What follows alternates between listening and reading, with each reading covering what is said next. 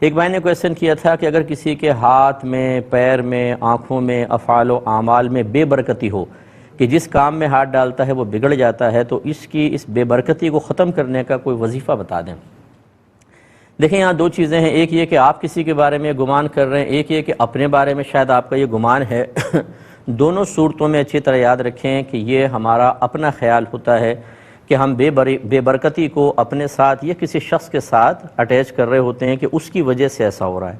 یہ ایک غیبی معاملہ ہے۔ پہلی بات تو یہ کہ نحوست کو کوئی تصور ہی نہیں، اگر ہوتا بھی مذہب اسلام میں تو آپ کو کس نے بتایا کہ یہ آپ کی نحوست ہے یا فلاں کی نحوست ہے؟ اگر میں کہہ دوں آپ ہی کے کسی گھر کے فرد کے بارے میں کہ آپ کی نہیں یہ اس کی ہے، آپ کیسے میری بات کا رد کریں گے؟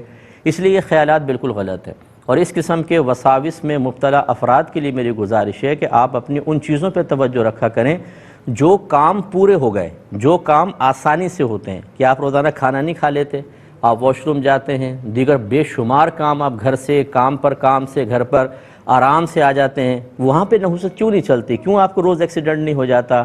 کیوں نوالا نہیں اٹک جاتا؟ کیوں آپ کا پیشاب بند نہیں ہو جاتا؟ یہ سارے کے سارے وساوس ہیں۔ جو ایسے بھائی یا بہن وساوس میں مبتلا ہیں وہ ذرا ایک ڈائری لے کے بیٹھیں، ایک قلم لے کر بیٹھیں اور غور کریں پچھلے مہینے کتنے کام ایسے ہیں جو ہو گئے۔ پھر اپنے آپ سے سوال کریں، یا جو شیطان آپ کو وسوسہ ڈال رہا ہے یا نفس وسوسہ ڈال رہا ہے اس سے آپ مقابلہ کریں، دلیل دیں کہ اگر یہ واقعی نحوست ہوتی تو یہ کام کیسے ہو گئے۔ انشاءاللہ سب وسوسے ختم ہو جائیں گے۔ اس سے کوئی وظیفہ نہیں ہے، اپنے دماغ کو دین کی تعلیم کے تابع کرنا، یہی اس کا وظیفہ ہے، سمجھ لیجئے اور کریں۔